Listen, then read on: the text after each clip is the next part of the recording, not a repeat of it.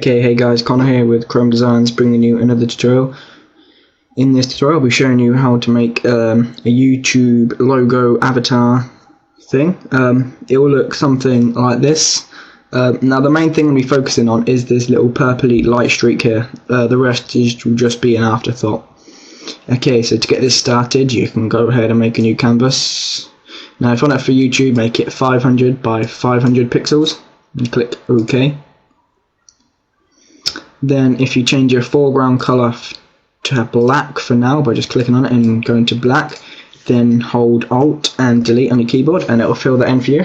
Then you can click that and then you can make a new layer, and then you need to type in the letter that you want. Just for this tutorial I'm going to use an X, make it to white first so you can see it. X. Now obviously make that a lot bigger, go to edit, transform scale. Okay, so you make that bigger.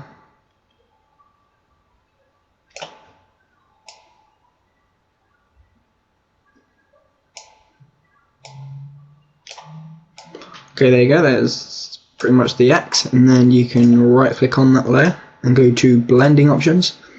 Then you want to go ahead and make a bevel and emboss, and then tick contour, and then if you go to texture then you can go to where it clicks pattern, click the down arrow, then you want to go to the third one from the bottom, which is called light marble. If you don't have that, then you can click the little arrow to the side and go down and click rock patterns and then click append, and then when you do that it will be third from the bottom. So there you go, and then you just want to go change the depth to about 20, 25, 30. Change it to about 30, just gives it a bit of depth towards it, and then you want to go ahead and make a color overlay, and then you want to change the color to black. Then you can go to stroke, change the color to a bit of a whitish grey, maybe change the size to 4. There you go. So you can see you have the X there. Okay, so now you want to go and make the little light strokes that go around it. So first of all, okay, don't do this. This is just because I'm going to untick that. Okay, you won't need to do that. Don't do that. Okay, so this is now okay.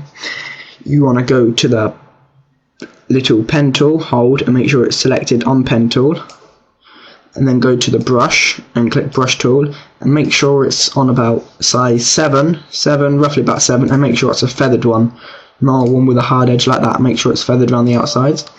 Then just click off it, and then you want to go ahead and go to the pen tool again, then make sure it's on pen and click the second one that's in.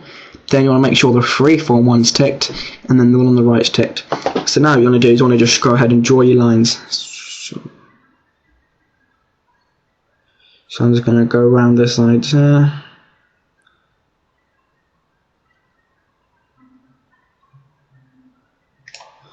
Okay, so there you go, that'll have the basically squiggly line. Then you want to go ahead down, then click the direct selection tool. It might be on path selection, just click and hold, go to direct selection.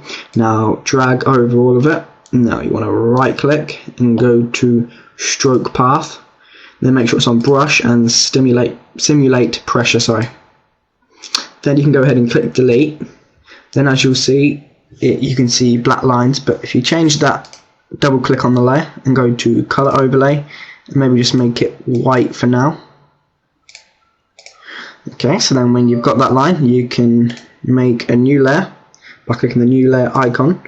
Then you can go to brushes, the brush again, and then go to window, brushes, and then tick scattering. Then go on it, you want to make the top scatter to roughly about 300, then the count as low as possible.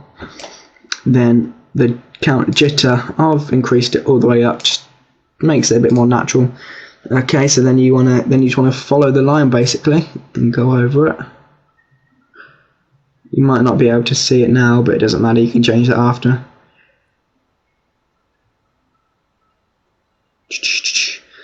Okay, so I've finished going over the line, and then you can right click on that layer, go to blending options.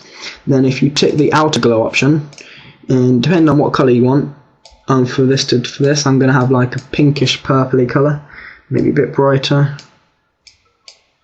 that colour goes quite well. Then you can always go to gradient overlay, and then you have the white, like a soft white going towards the colour that you've chosen. Like mine's purple, so it's going to be like that kind of colour. And if I into white, it just makes it more glowy, really.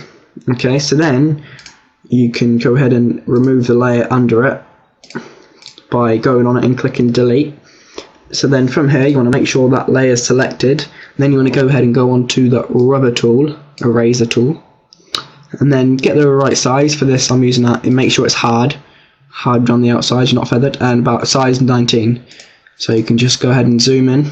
Now to make it look like it's going around the letter, you just need to simply delete parts. So first of all, it's going to go below this side, so if you just delete it by going over it with a rubber, there you go, that's deleted. And then delete this bit as well, so it looks like it's going behind the X, and then it's coming around to the front, so that's going around the front then, and then that's going around, then that make, rub out that bit. But then I'm going to leave that one, so it looks like it's coming through the middle of the X, which looks quite cool. So there you go, that makes it looks like the light strokes interlocking with the X, which looks quite cool. And then so you can go ahead and click Control and go over to the X, and then you can go to link layers, or if you rasterize the type and then right click, and then you can merge the layers. So then you can just move them about together. And then on the background, if you double click the padlock to unlock it, then if you right click and go to blending options, if you go to gradient overlay, then at the bottom you can go the bottom, you want to make it, I'm going to make it a dark purple, so it's going to be something like that, but then the top's going to be black. So for black, maybe make the bottom one a bit darker. Oh, already got it up. Something like that. Ugh, okay. So there you go. Wait a minute. Gradient overlay. Okay, so the top is black. Okay, there we go.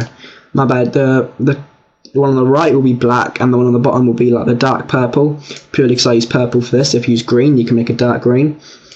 So then you can just go ahead and make a new layer by clicking the new layer icon. Just we'll make some text. I'm going to type Chrome Designs. Change the font to, you can use whatever font I'm going to use Bank Gothic. The size down to about, change the size to about 40. Then that looks that's quite a nice avatar. And then from here you could drag that layer into a new layer just to duplicate it, or you could press Ctrl and J. And then if you go to edit and transform and click flip vertical, then that will go underneath it so it looks like a reflection. But to actually make it look like a reflection, you want to go ahead and click the little rectangle with a circle inside it. Then go to the gradient tool, you might be on Paint Bucket, make sure we go into gradient, and then you want to click the little down arrow here, then go to black, like fading to white, and make sure the linear one, first one selected. Then on the duplicated layer, you want to drag up to the top of it, not all the way to the top, just to the back, it will be to the middle, and hold shift so it goes straight, and then there you go, it just fades out. And then you can obviously lower the opacity. So yeah, you have quite a nice logo. Yeah, that can be used for your YouTube avatar or anything.